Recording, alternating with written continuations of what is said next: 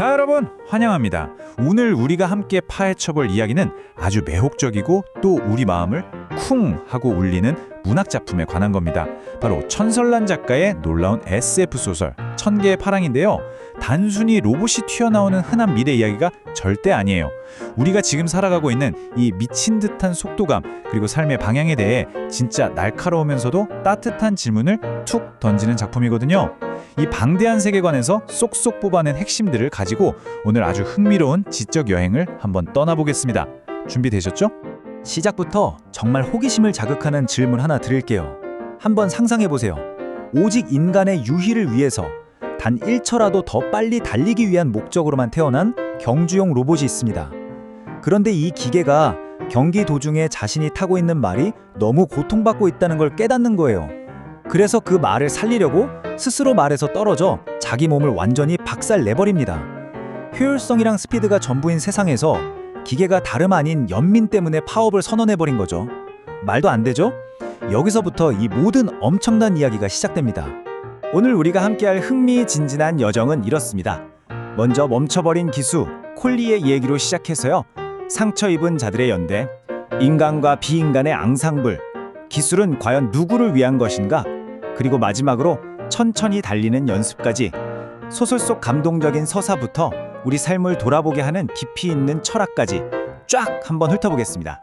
그럼 바로 첫 번째 이야기, 멈춰버린 기수, 콜리, 경마장의 휴머노이드의 세계로 들어가 보겠습니다. 배경은 2035년의 어느 경마장이에요.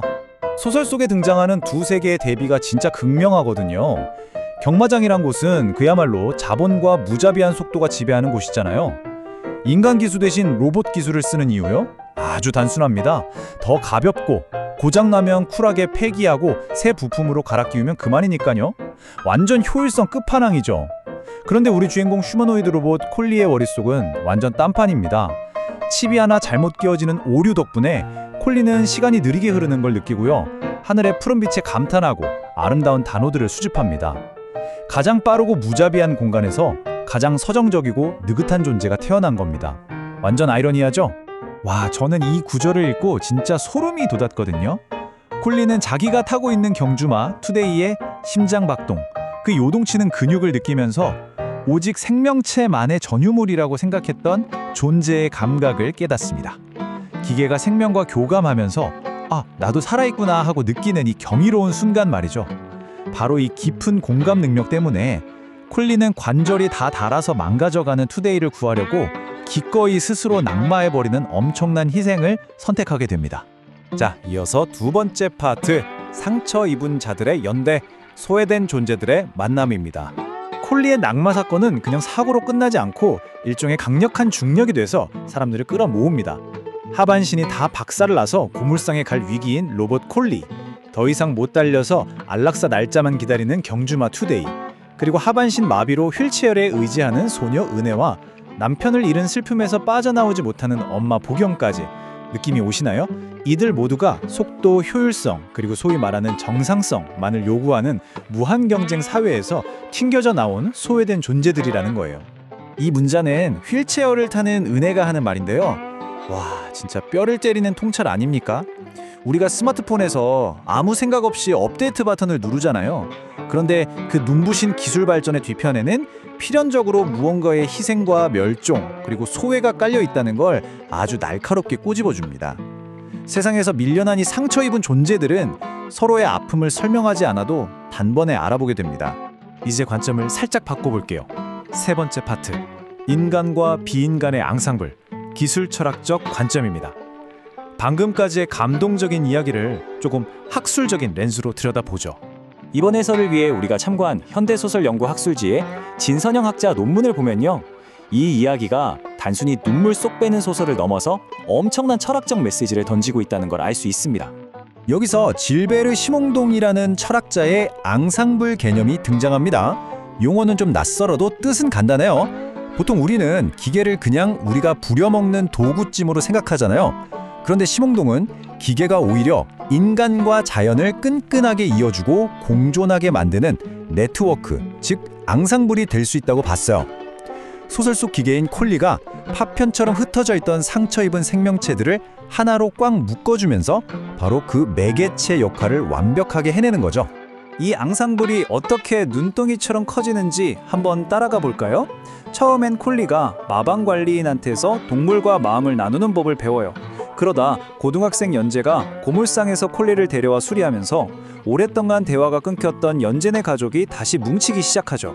여기에 콜리의 진심에 감동한 수의사랑 기자까지 합류하게 되는데요. 심홍동의 용어로는 이걸 밀리유, 즉 하나의 거대한 연합 환경이라고 부릅니다. 기계라는 작은 매개체 하나가 시작점이 되어서 생명 하나를 살려내기 위한 엄청난 연대망이 마법처럼 탄생한 거예요. 네 번째 이야기입니다. 기술은 누구를 위한 것인가? 기술 발전의 이면. 이건 우리 현실에도 던지는 아주 묵직한 질문이죠. 여러분은 어떻게 생각하세요? 최첨단 기술이 정말 약자들을 돕고 있을까요? 아니면 강자들을 더 강하게만 만들어주고 있을까요? 소설 속 2035년은 기술이 미친 듯이 발전했지만 모두가 해피엔딩인 건 아니거든요. 돈 많은 사람들은 그 기술로 온갖 혜택을 다 누리는데 가난하거나 몸이 불편한 사람들은 오히려 더 쉽게 일자리에서 쫓겨나고 소외당합니다. 새로운 기술이 오히려 누군가에게는 절대 넘을 수 없는 새로운 형태의 차별과 벽을 만들어버린다는 사실을 작가가 콕 집어낸 거죠. 하지만 다행히 소설은 씁쓸한 절망으로만 끝나지 않습니다. 콜리를 고친 은혜의 동생 연재를 한번 보세요. 연재는 원래 잘 나가는 엘리트 중심의 로봇공학계에서 면접에 떨어져 밀려난 아이였어요. 그런데 오히려 버려지고 망가진 로봇들을 자기 손으로 고치면서 진짜 자신이 해야 할 일을 찾게 되죠. 그 하이라이트가 뭐냐면요. 휠체어를 타는 언니를 위해서 계단이나 장애물을 만나면 바퀴 모양이 스르륵하고 변형되는 소프트 휠체어를 발명하는 겁니다. 장애가 있는 인간이 차가운 기술의 한계에 억지로 몸을 맞추는 게 아니라 오히려 기술이 인간의 한계를 부드럽게 감싸 안으면서 적응하는 거죠. 이거 진짜 완벽하고 아름다운 발상의 전환 아닌가요? 이 주제를 아주 극적으로 빵! 터뜨려주는 에피소드가 또 있습니다. 엄마 보경의 과거 기억인데요. 보경이 예전에 끔찍한 화재 현장에 갇혔을 때 구조 로봇이 보경의 생존 확률을 3%로 계산하고는 구조를 포기해버렸어요. 차가운 알고리즘의 통계적 논리로는 그게 합리적이니까요. 그런데 인간 소방관은 어땠을까요? 그 희박한 3%의 확률에 자기 목숨을 포함한 모든 걸 걸고 불길 속으로 뛰어들어 그녀를 구해냅니다. 효율성만 따지는 AI의 통계와 계산 따위는 집어던지는 인간의 뜨거운 공감. 이 대비가 기계가 결코 완전히 대체할 수 없는 우리가 가진 인간다움의 진짜 핵심이 뭔지 확실하게 보여주죠. 어느덧 마지막 챕터네요. 5번째, 천천히 달리는 연습. 작가의 메시지입니다. 작가가 우리에게 진짜 하고 싶었던 말, 궁극적인 메시지는 이 한 문장에 다 담겨 있다고 해도 과언이 아닙니다. 우리는 모두 천천히 달리는 연습을 해야 한다.